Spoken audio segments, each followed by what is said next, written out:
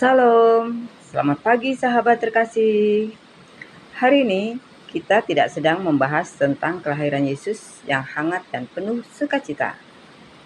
Kita justru diajak masuk ke bagian yang sunyi, gelap, dan penuh ancaman. Namun justru di sanalah tangan Tuhan bekerja paling nyata.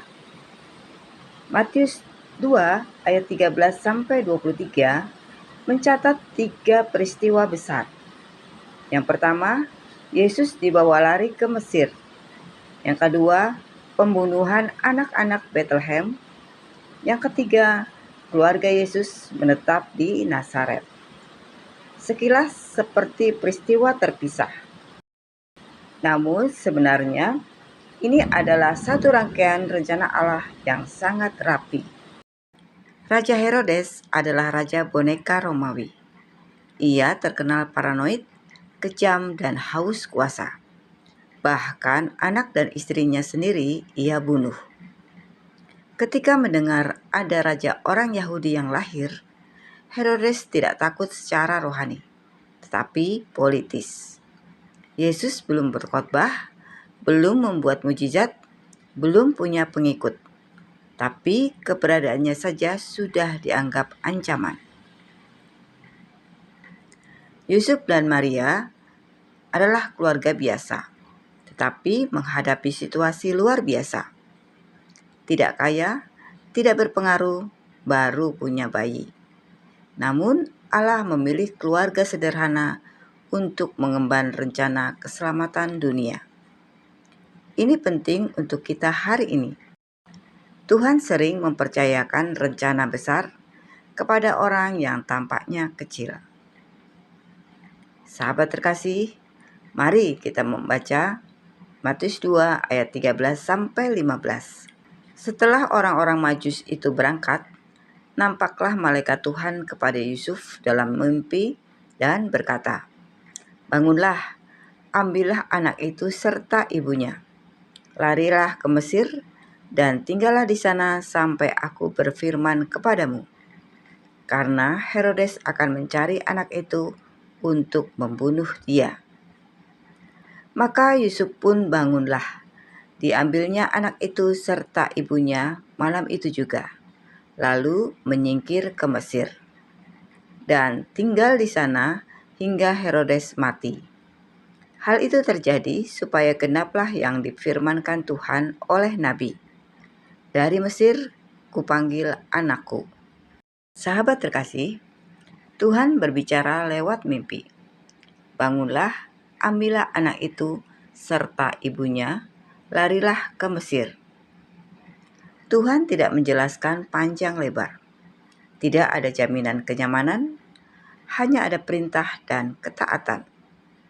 Yusuf tidak berdebat, tidak menunda. Ia bangun malam itu juga dan pergi. Sahabat terkasih, Mesir adalah tempat perbudakan Israel di masa lalu. Mesir merupakan simbol penderitaan. Namun justru Tuhan memakai tempat yang dulu menyakitkan menjadi tempat perlindungan sementara. Kadang Tuhan membawa kita ke tempat yang tidak kita pahami, bukan untuk menghukum, tapi untuk menyelamatkan. Sahabat terkasih, Tuhan berfirman, "Dari Mesir kupanggil anakku." Yesus mengulangi sejarah Israel, namun tanpa kegagalan. Israel keluar dari Mesir, lalu jatuh dalam ketidaktaatan.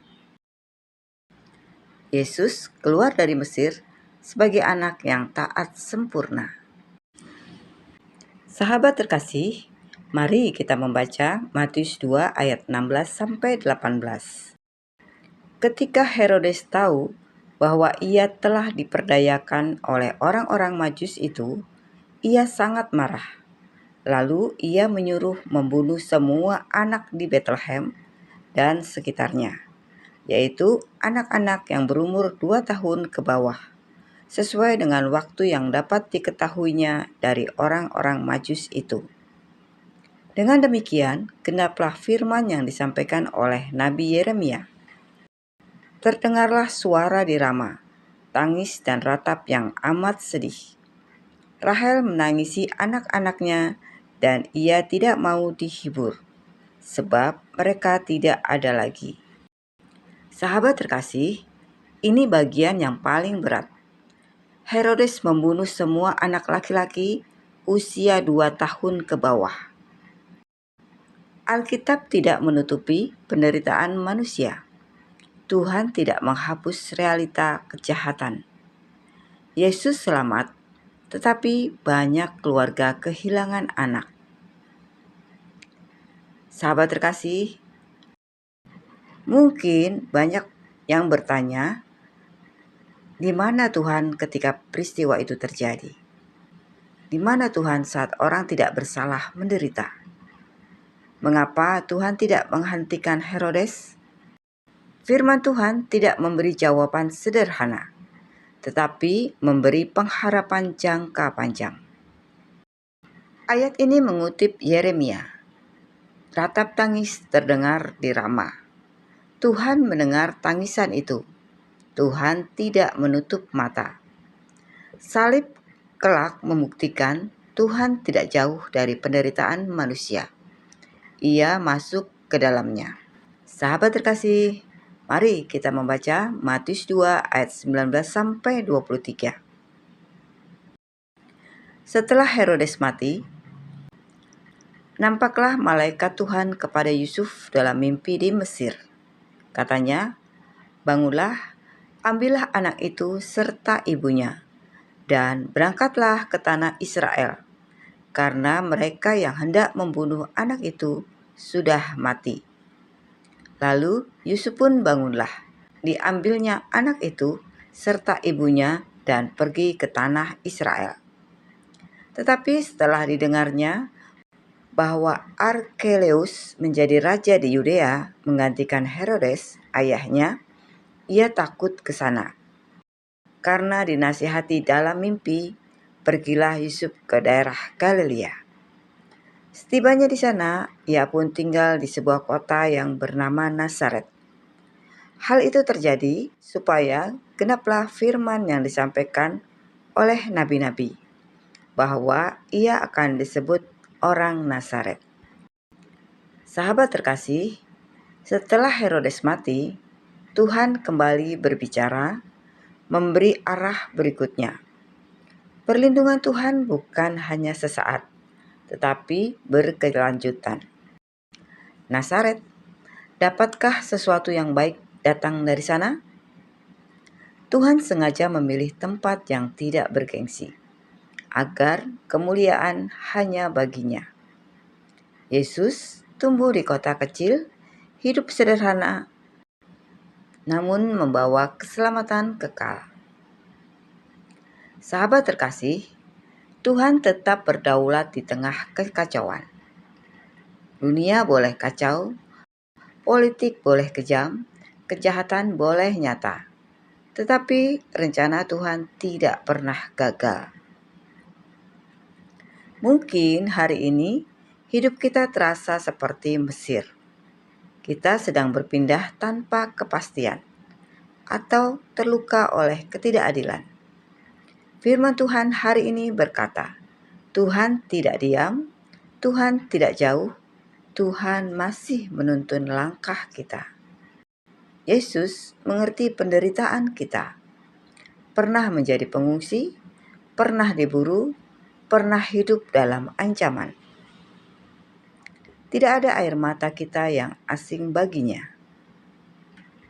Sahabat terkasih, Tuhan tidak selalu menyelamatkan kita dari masalah, tetapi sering menyelamatkan kita di tengah masalah. Jika hari ini hidup kita terasa tidak aman, tidak pasti, tidak ideal, mari kita ingat, Yesus juga memulai hidupnya bukan di istana, melainkan di dalam pelarian. Sahabat terkasih, mari kita berdoa bersama.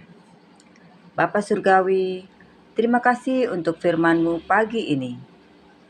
Melalui Matius 2 ayat 13 sampai 23, kami belajar bahwa Engkau adalah Allah yang tetap bekerja, bahkan di tengah ancaman, perpindahan, dan ketidakpastian hidup. Bapa, seperti Yusuf yang taat mendengar suara-Mu, ajar kami untuk percaya dan melangkah, meskipun kami tidak selalu mengerti jalan-Mu. Ketika Engkau membawa kami ke tempat yang tidak kami rencanakan, kami mau percaya bahwa tangan-Mu tetap menuntun. Bagi setiap hati yang sedang takut, yang sedang lelah, yang sedang berjalan dalam ketidakpastian, kami mohon damai sejahtera-Mu memenuhi kami. Teguhkan iman kami bahwa Engkau tidak pernah meninggalkan kami. Kami menyerahkan hari ini ke dalam tangan-Mu.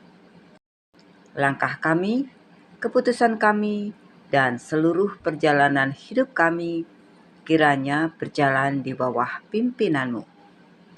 Terima kasih Tuhan, karena Engkau setia dari pagi hingga malam, dan kasih setia-Mu selalu baru setiap hari. Di dalam nama Tuhan Yesus Kristus, kami berdoa dan mengucap syukur. Amin. Sahabat terkasih, terima kasih sudah bersama-sama dalam renungan pagi ini. Kiranya firman Tuhan memberikan kekuatan kepada kita semua. Sampai jumpa di renungan pagi berikutnya. Selamat beraktivitas. Tuhan Yesus memberkati.